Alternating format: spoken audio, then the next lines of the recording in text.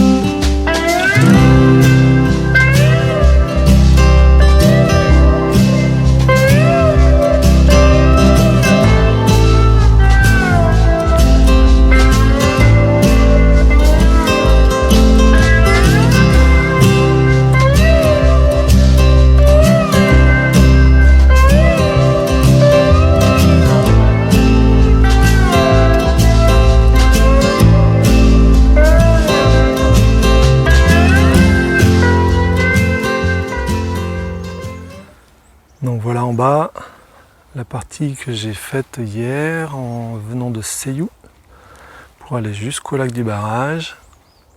Là en face on devine un petit bout du barrage en bas, c'est-à-dire le côté le plus bas du barrage. On a un beau panorama là, non? Sympa.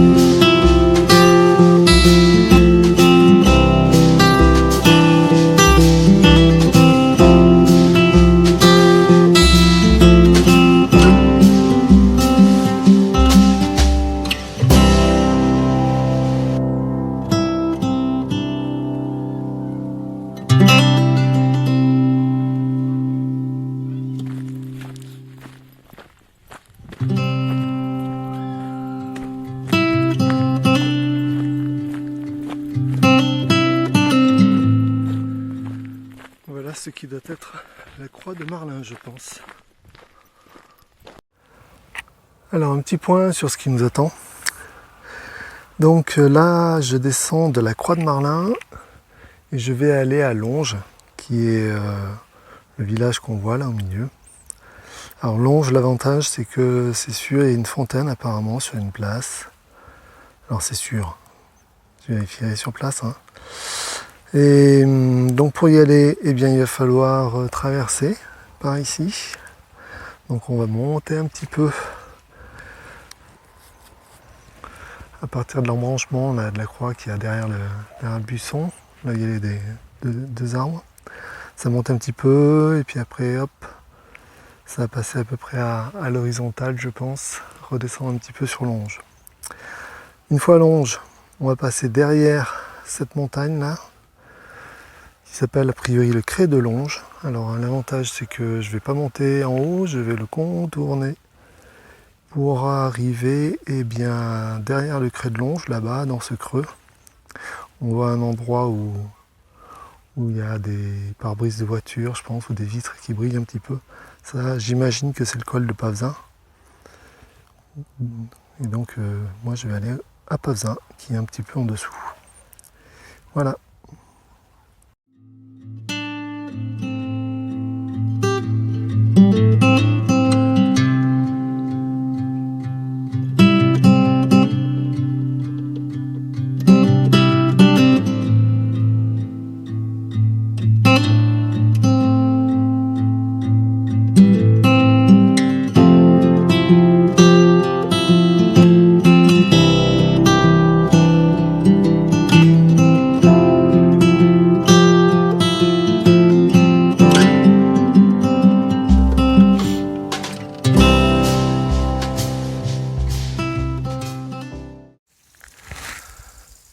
Alors, je viens d'arriver à la croix de Longe, que vous pouvez voir derrière moi là. Croix de Longe. Donc c'était dur. Sur la fin là, ça montait pas mal. C'était pas évident. Donc bien là, je vais continuer vers Remilieu. Remilieu qui est pas très très loin. Et donc je pense que d'ici 2 heures peut-être, j'aurai terminé la rando. Après Remilieu, il y a le col. Mais en même temps, il ne faut pas que je traîne trop non plus. Parce que comme vous pouvez voir là, c'est en train de s'assombrir. Et je ne sais pas si c'est bien de bon augure. Hein. Voilà, donc je ne vais pas trop tarder. Et on va continuer.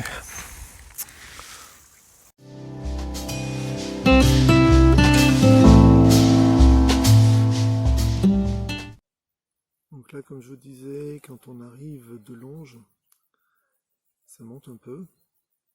Et puis après on redescend jusqu'ici, jusqu'au col de la Grenouze. À Longe, j'ai pu trouver de l'eau. Alors j'avais le choix, j'avais repéré une fontaine dans Longe. Mais quand je suis arrivé à Longe, j'ai vu aussi qu'il y avait un cimetière.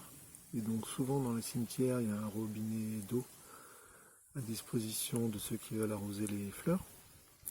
Donc il me paraissait un peu plus proche.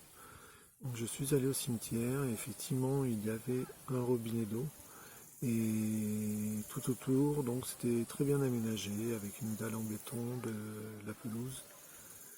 Il y avait un banc en pierre juste en face du robinet d'eau. Donc j'ai pu me rincer un peu, j'ai pu remplir mes bouteilles d'eau. C'était 11h15 à peu près, donc j'en ai profité pour manger sur place, faire sécher un peu mes chaussures, mes chaussettes. Et voilà, donc j'ai pu manger là-bas, donc avec ce que j'avais sur moi. Donc j'ai grignoté parce que ce soir je sais que je vais pouvoir manger un peu plus copieusement. Enfin, j'ai grignoté quand même des choses qui sont assez énergétiques, donc ça devrait aller jusqu'à ce soir. Et puis surtout, j'ai pu boire sur place un demi-litre d'eau, donc ça c'est déjà pas mal. Voilà, donc il ne me reste plus grand chose à faire jusqu'à Pavezin. Et puis là, je crois que je vais faire une sieste. Je vais en profiter. Il fait beau, je suis à l'ombre. Je suis presque arrivé. J'ai mon tapis en mousse, donc petite sieste.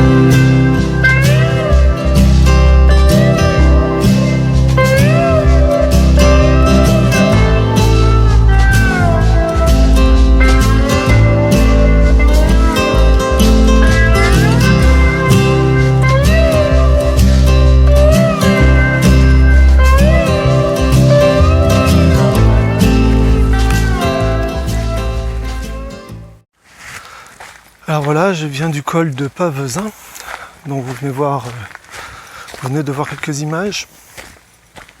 Et col de Pavezin, j'y suis arrivé donc depuis le col de Grenouze et c'est pas un trajet très agréable. En fait, le col de Pavezin, apparemment, il y a pas mal de motards tout-terrain qui s'y retrouvent.